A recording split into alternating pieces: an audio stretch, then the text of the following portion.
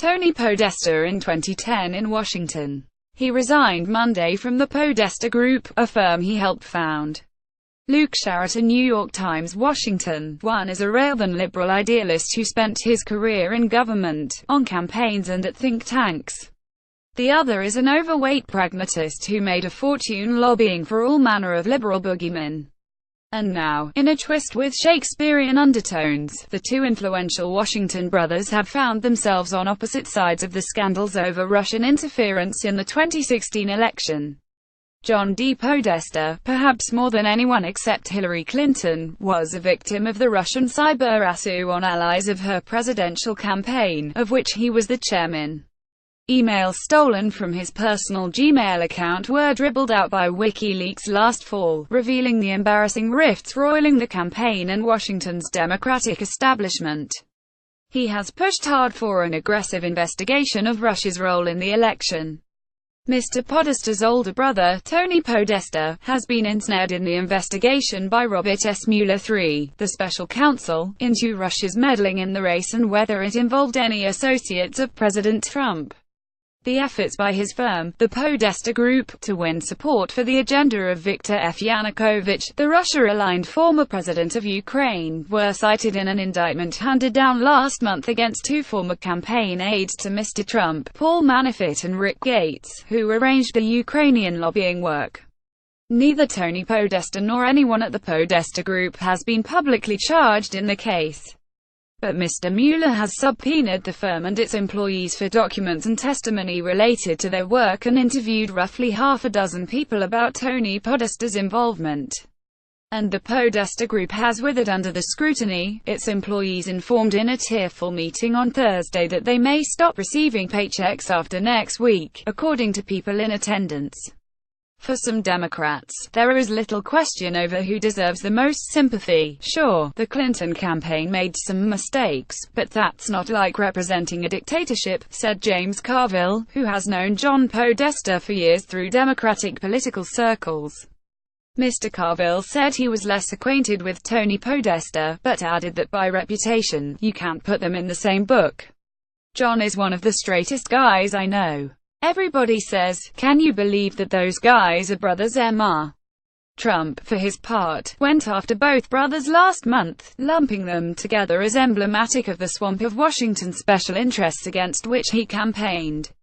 In fact, the Podesta brothers, who were raised in a modest two-flat on Chicago's northwest side by a Greek-American mother and an Italian-American father, represent very different strains of a Washington establishment now under attack from left and right. John Podesta, 68, served as a top White House aide to the last two Democratic presidents, Bill Clinton and Barack Obama, and was believed in line to be White House Chief of Staff if Mrs. Clinton had won the presidency. In between campaign and White House stints, John Podesta helped to create and run some of the leading institutions on the American left, including the Center for American Progress think tank, and provided policy and political advice to generations of Democratic politicians and operatives. Tony Podesta, 74, built one of the highest-grossing lobbying firms in Washington, signing clients that spanned industries and ideologies, from defense contractors like Lockheed Martin to banks like Wells Fargo to drug makers like Mylan to foreign regimes like the government of former Egyptian dictator Hosni Mubarak. Tony Podesta is known for his fundraising. In 2016, he donated or raised nearly $900,000 for Mrs. Clinton's campaign and the Democratic Party, as well as for a lavish lifestyle. Had Mrs. Clinton prevailed, as official Washington expected, it likely would have cemented the legacies of both brothers. John Podesta is a key confidant to presidents and one of the most important Democratic strategists of the past century, and Tony Podesta is the go-to lobbyist for Democratic administrations. Instead, the Podestas have been drawn into the vortex of investigations and conspiracy theories that have enveloped Washington in the Trump era. Tony Podesta stepped down from his firm hours after it was obliquely referenced in the indictments of Mr. Manafort and Mr. Gates, though he had been in talks about leaving for months. It's unclear what will happen to his investment in the Podesta Group, which has been hemorrhaging clients and staff, both because of the mounting scrutiny and because businesses are looking for lobbyists with connections to the Trump administration, according to interviews and lobbying filings. Some firm partners are launching a new firm next month called Cogent Strategies, in which Tony Podesta will have no stake. Last week's indictment did not name the Podesta Group or another firm with which it worked on the Ukraine account, Mercury Public Affairs. Instead, the indictment referred to them as two Washington, D.C., firms that were recruited by Mr. Manafort and Mr. Gates. While both firms disclosed the work to Congress under less rigorous domestic lobbying rules, they did not initially register under the Foreign Agents Registration Act.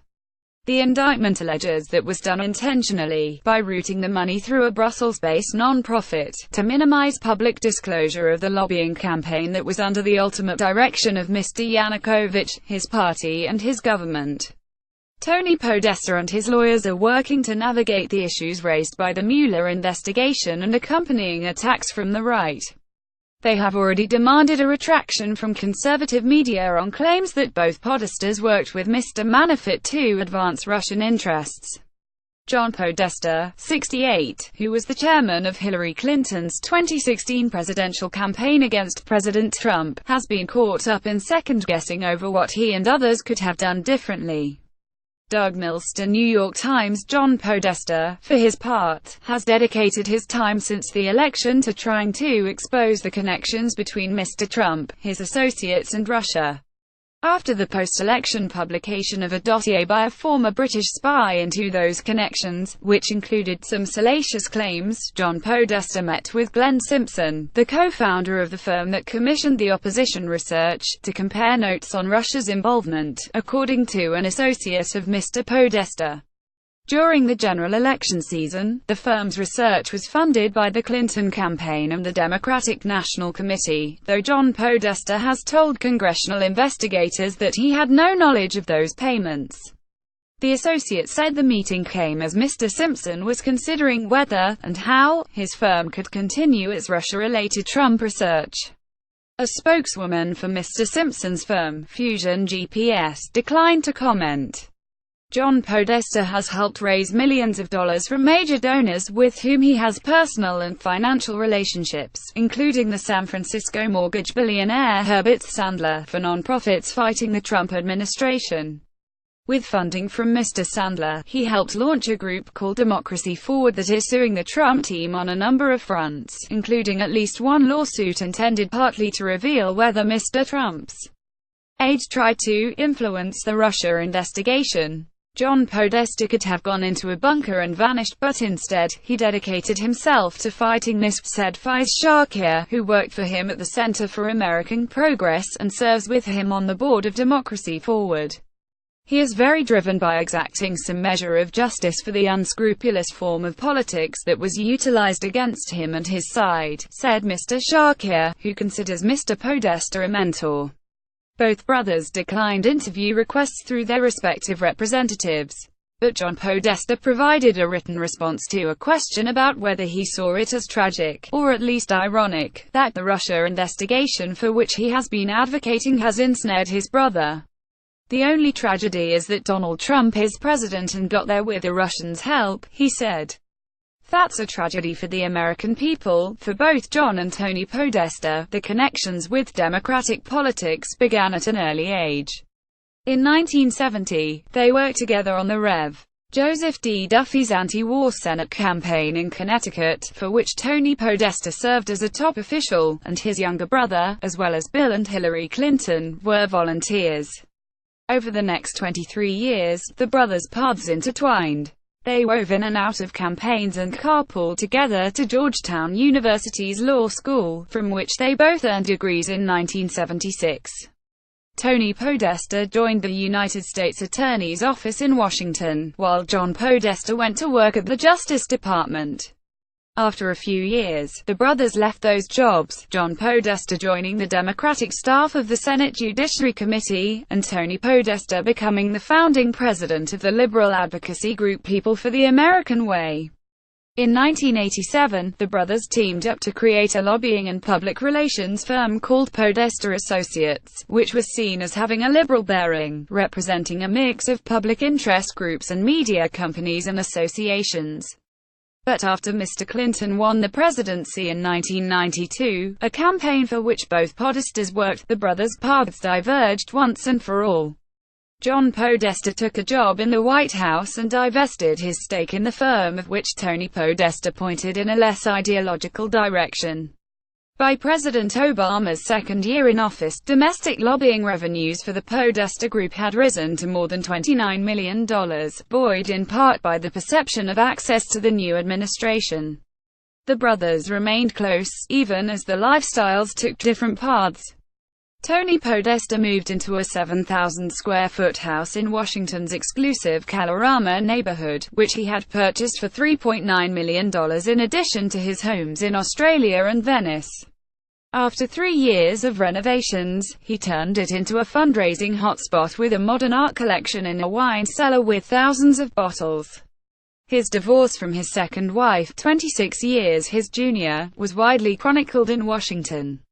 John Podesta, who remains married to the mother of his 3 children, lives in a relatively modest house near American University in Northwest Washington, where his clan makes a habit of getting together for home-cooked pasta. In the end, said Lanny Davis, who has known both Podestas since the Duffy campaign, the brothers have much in common.